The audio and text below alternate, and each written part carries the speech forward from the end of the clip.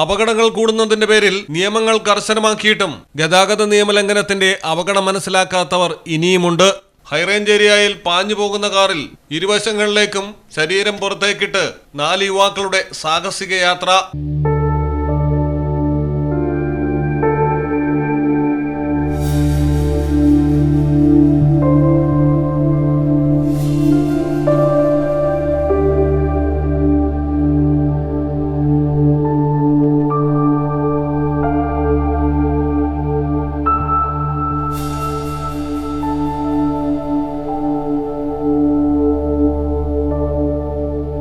മറ്റു വാഹനയാത്രക്കാർക്കും വൻ അപകടം വരുത്തിയേക്കാവുന്ന യുവാക്കളുടെ സാഹസിക യാത്ര നടന്നത് മൂന്നാറിലാണ്.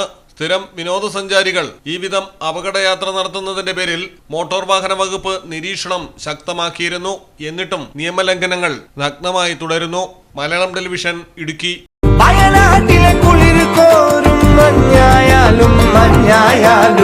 നാട്ടിലെവിടെയാണേലും കാലാവസ്ഥ എന്താണേലും സിമെന്റ് JSW കോൺക്രീറ്റ് HD തന്നെ. നാട്ടിലെവിടെ